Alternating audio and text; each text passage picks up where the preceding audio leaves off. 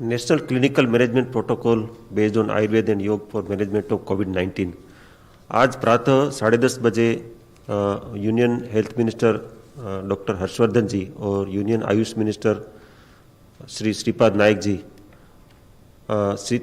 नीति आयोग के vice chairman doctor Rajiv Kumar और नीति आयोग के मेंबर हेल्थ डॉक्टर पॉल, इनकी उपस्थिति में डॉक्टर हर्षवर्धन जी ने और आयुष मिनिस्टर ने ये प्रोटोकॉल लॉन्च किए हैं।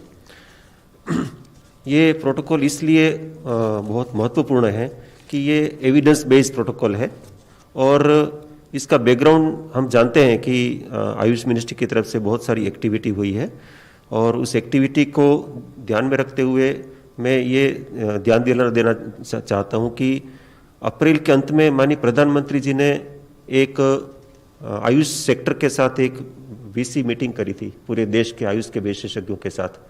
उन्होंने आयुष के क्षेत्र को आह्वान किया था कि आप अपनी ओर से एविडेंस जनरेट करें, एविडेंस के साथ कुछ आप लेके आए। तो आयुष मिनिस्ट्री ने जो अवेलेबल एविडेंसेस थे उसके बेसिस पर एडवाइजरी जारी करी, इम्यूनिटी प्रमोशन की गाइडलाइंस जारी करी। आज जो यह नेशनल प्रोटोकॉल है, ये it is a second chapter of national protocol of Covid management, जो स्वास्थ्य मंत्रालय की तरफ से उसका एक एडिशनल चैप्टर है, ये आयुष की तरफ से है।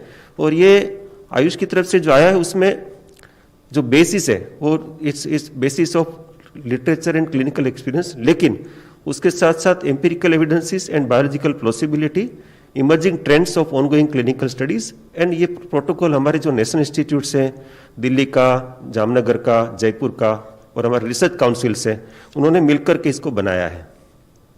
और ये प्रोटोकॉल जो है ये एक इंटरडिसिप्लिनरी कमेटी आयुष मंत्रालय की तरफ से बनाई थी, जिसके chairman doctor Katoch, VM Katoch ji, who is the former DG of ICMR, और देश भर के प्रमुख वैज्ञानिकों की एक कमेटी थी। उन्होंने इसको वेट किया और बाद में फिर आयुष का एक इंटरडिसिप्लिनरी टास्क फोर्स है, उन्होंने भी उसको रिकमेंड किया। उसके बाद ये यहाँ पर प्रस्तुत हुआ है।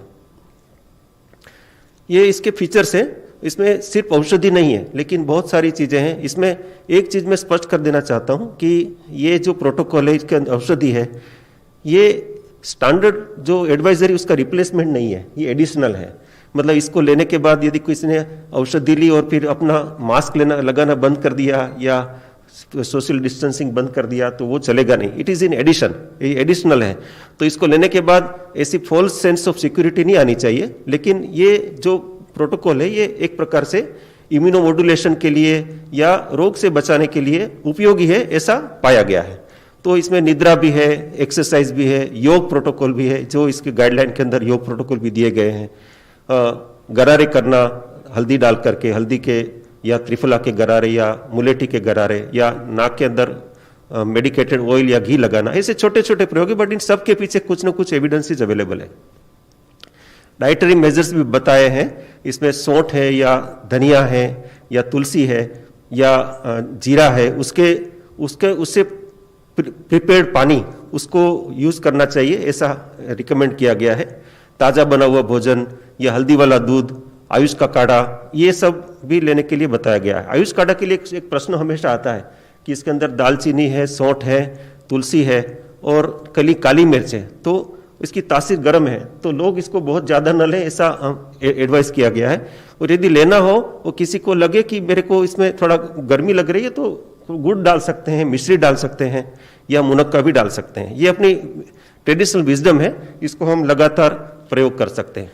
अभी ये जो औषधि के जो रिकमेंडेशन है, इसमें प्रोफाइलेक्टिक केयर के लिए अश्वगंधा, हम सब अश्वगंधा का नाम सुना होगा, या गिलोय की घनवटी, संशमनी वटी करके भी मिलती है, और टीनोस्पोरा कॉर्डिफोलिया इंडियन फार्माकोपिया के अनुसार उसका पाउडर, दोनों में से किसी का भी पाउडर ले सकते हैं या टेबलेट ले सकते हैं। टेबलेट लेना हो तो उसकी रिकमेंडेड डोज है, और ये पाउडर लेना तो उसके भी रिकमेंडेड डोजेज है।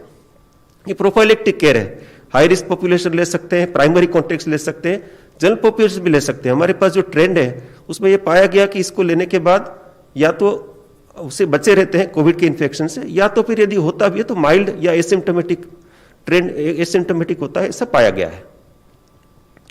एसिम्टोमेटिक कोविड-19 पॉजिटिव के लिए ये रिकमेंडेशन है गुडुचि घनवटी, अगेन गुडुचि हम जिसको गिलोय बोलते हैं, संशमनी वटी या गुडुचि पिपली, इसको, या आयुष 64 ये हमारी रिसर्च काउंसिल ने पहले इसको डेवलप किया था मलेरिया के लिए 80s में, उसको हमने रिपर्पज करके इसको रिकमेंड कर रहे हैं। इसके डोजेस भी बताई है। माइल्ड कोविड पॉजिटिव हो तो उनके लिए सिम्टम मैनेजमेंट के लिए या फीवर के लिए इस तरीके की क्लिनिकल प्रेजेंटेशन हो तो जिसमें ब्रीथलेसनेस ना हो, हाइपोक्सिया ना हो, ऑक्सीमीटर में 95% से 96% से ज्यादा उनका ऑक्सीजन होना चाहिए SpO2, तो गुडुचि पिपली और आयुष 64 हम रिकमेंड कर रहे हैं, उसके डोजेस भी रिकमेंड किए हैं। इसमें मैं थोड़ा सा जानकारी देना चाहूंगा कि इन वैज्ञानिकों ने किस आधार पर इसको रिकमेंड किया। तो जैसे अश्वगंधा है, तो अश्वगंधा पर इसके इन सिलिको स्टडी ऐसे 5 हैं, एक्सपेरिमेंटल एविडेंस जिसको प्री क्लिनिकल स्टडीज बोलते हैं, ऐसे 254 स्टडीज है। क्लिनिकल स्टडीज अश्वगंधा के 30 से ज्यादा है और सेफ्टी स्टडीज भी इसके बहुत सारे हैं।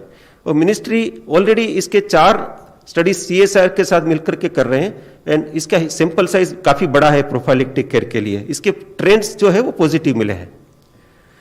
गिलोय जो है गुडुचि, उसके लिए इन सिलिको स्टडीज इतने सारे 5 हैं, इसके ऊपर 232 प्री क्लिनिकल स्टडीज उपलब्ध है, इसके पब्लिकेशंस अवेलेबल है।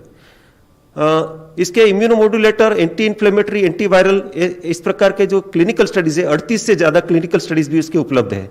सेफ्टी स्टडीज भी उसके उपलब्ध है। मिनिस्ट्री ने भी ऐसे 7 स्टडीज 1,33,000 पॉपुलेशन पर शुरू किए हैं, उसके ट्रेंड्स बहुत मिले अच्छे। और ये ध्यान में आया कि गुडुचि, अश्वगंधा या गुडुचि या पिपली और आयुष 64 किसी एलोपैथिक मेडिसिन का साथ कोई इंटरेक्शन नहीं है, ये विशेष रूप से ध्यान में आया है। पिपली के ऊपर और भी बड़े स्टडीज हैं, 2 इन सिलिको स्टडीज हैं, सेफ्टी स्टडीज 3 है और इसके ऊपर 705 प्री क्लिनिकल स्टडीज है और 534 क्लिनिकल स्टडीज है। आयुष 64 के भी इसी प्रकार के एविडेंसेस से सबसे ज्यादा सेफ्टी के ऊपर भी उसके ऊपर काम हुआ है और Ayush 64 is also one of the important study. हम आयुष मिनिस्ट्री की तरफ से 6 क्लिनिकल स्टडी अक्रॉस इंडिया चला रहे हैं। अभी एक स्टडी और ये सब स्टडी लगभग पूरे हुए हैं, तो हमारे पास उसके बहुत फर्म ट्रेंड हमारे पास है। इसको हम पब्लिकेशन के लेवल पर भी ले जाएंगे, लेकिन ट्रेंड्स बहुत पॉजिटिव है। ये जो है ये चिकित्सकों के लिए, जो आयुष के चिकित्सक है, आयुर्वेद के चिकित्सक है, वो इनके पास ऐसे प्रेजेंटेशन के साथ पेशेंट आते हैं तो उनको रिकमेंड किया है कि आप इसमें से कोई ऑप्शन यूज कर सकते हैं। ये कफ के लिए, सोर थ्रोट के लिए, फटीग के लिए, हाइपोक्सिया के लिए, डायरिया, ऐसे सिम्टम्स मिलते हैं, ब्रीथलेसनेस के लिए। तो these are the classical medicine from Ayurveda and there are evidences available for those medicine. ये रेफरेंसेस है, आयुष की वेबसाइट पर ये सब चीजें हमने रखी हुई है। इसके जो इंटरडिसिप्लिनरी कमेटी का जो रिकमेंडेशन है, उसकी पूरी रिपोर्ट है, उसको भी हमने हमारी वेबसाइट पर रखा हुआ है। योग के प्रोटोकॉल है, ये हमने प्राइमरी प्रिवेंशन के लिए या माइल्ड रोगी के लिए भी रिकमेंड किया है और ये डिटेल में गाइडलाइन में दिया है। तो these are the goals to improve respiratory and cardiac efficiency, to reduce stress and anxiety, enhance immunity, improve pulmonary function and lung capacity और स्ट्रेस एंड एंजाइटी और म्यूकोसिलियरी क्लियरेंस के लिए भी ये योग के प्रोटोकॉल काम करते हैं। मैं ये ध्यान दिलाना चाहता हूं कि ये जनरल एडवाइजरी है, अटेंडिंग फिजिशियंस को भी इसको देखना चाहिए और अटेंडिंग फिजिशियंस के आधार पर आप किसी अपने आयुष चिकित्सक के साथ परामर्श कर सकते हैं अपने लोग, और इसमें जो प्रोफाइलेक्सिस है वो ले सकते हैं, उसके लिए चिकित्सक की सलाह की भी आवश्यकता नहीं है। लेकिन यदि किसी क्लिनिकल कंडीशन तो अपने आप नहीं लेना चाहिए, ये इसका खास विशेष बात है। मैं एक बार फिर से बताना चाहता हूं कि ये it is an attempt are in addition to standard approach. ये इसके कारण फॉल्स सेंस ऑफ सिक्योरिटी नहीं आनी चाहिए, क्योंकि ये आयुष मिनिस्ट्री ने या किसी प्रकार की स्टडी में ऐसा नहीं पाया कि ये फर्म क्योर है कोविड का, लेकिन ये इसको लेने के बाद कोविड मैनेजमेंट में सहायता मिलती है। सहायता जैसे एसिम्टोमेटिक है तो वो सिम्टोमेटिक में नहीं जाता है, या माइल्ड सिम्टम है तो मॉडरेट में या सीवियर में नहीं जाते, और हॉस्पिटल का टाइम है वो कम हो जाता है या जल्दी ठीक हो जाते हैं। इस प्रकार के ऑब्जर्वेशंस मिले हैं, इसलिए इसको यूज करना चाहिए, लेकिन क्वेश्चन के साथ। और स्टैंडर्ड प्रोटोकॉल है जो मिनिस्ट्री ऑफ हेल्थ ने जो एडवाइजरी जो जारी करी उसके साथ है, इन एडिशन है, ये इसका रिप्लेसमेंट नहीं है, ये मिल करके करना चाहिए। ये काढ़े के जो इंग्रेडिएंट है सब अलग अलग प्रकार के वायरस पर एंटीवायरल है। कोविड-19 पर उसके स्टडीज चल रहे हैं, लेकिन अभी इसका हमारे पास बहुत पुख्ता प्रमाण नहीं है। लेकिन ये काढ़े के अंदर इंग्रेडिएंट है वो प्राणवायु स्रोत जिसको आयुर्वेद में कहते हैं, अपने रेस्पिरेटरी सिस्टम पर बहुत पॉजिटिव असर करता है और ये गलत धारणा है कि वो लीवर खराब करते हैं। ऐसा कोई भी प्रमाण नहीं है कि ये काढ़े के इंग्रेडिएंट्स के लीवर खराब होता है। इसके अंदर 4 चीजें हैं, दालचीनी, तुलसी, काली मिर्च और सौंठ। इसमें से ये चारों चीजें हम घर में मसालों में भी प्रयोग करते हैं और ऐसा कोई भी प्रमाण नहीं है। मैंने जैसा कहा कि कुछ लोगों को ये बिकॉज इसकी सभी की तासीर गर्म है तो उसके साथ मुनक्का या गुड़ या मिश्री डाल के ले तो कोई दिक्कत नहीं है। ये गलत धारणा है कि लीवर को खराब करते हैं। स्वास्थ्य मंत्रालय ने अनेक बार आप लोगों से ये जानकारी साझा की है कि मैथमेटिकल मॉडल्स के आधार पर पीक्स को प्रिडिक्ट करना या डिक्लाइन को प्रिडिक्ट करना ऐसी चीज़ है जो कि पब्लिक हेल्थ के दृष्टिकोण से शायद सही नहीं है।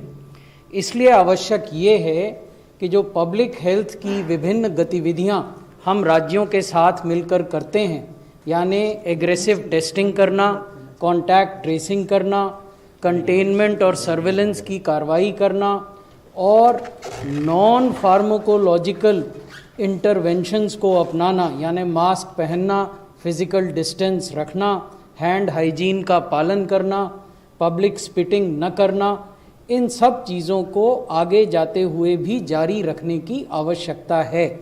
हमने ये पाया है देश के भीतर भी और विश्व के स्तर पर अनेक देशों में कि जब हम ये कहने लगते हैं कि हमारे यहाँ केसेस डिक्लाइन हो गए तो तब ऐसा होता है कि सावधानी हट जाती है और केसेस की संख्या में बढ़ोतरी हम देखते हैं। इसलिए हमारा सभी राज्य सरकारों को ये परामर्श है कि जो पब्लिक हेल्थ स्ट्रैटेजीज़ हमने उनके साथ साझा की हैं उनका पूरी सचेष्टता से पालन होना चाहिए, खासकर आने वाले दिनों में जबकि त्यौहार के दिन हैं, जबकि विंटर सीज़न शुरू हो रहा है जिसमें सामान्यतः इन्फ्लुएंजा जैसी बीमारियां फैलती हैं और अभी देश के कुछ प्रदेशों में मलेरिया, डेंगू, चिकुनगुनिया इस तरह की बीमारियों का भी मौसम रहता है, तो इसलिए ये अधिक सावधानी बरतने का समय है। अगर आपको हमारे वीडियोस पसंद आए तो प्लीज़ लाइक करें, सब्सक्राइब करें और शेयर करें।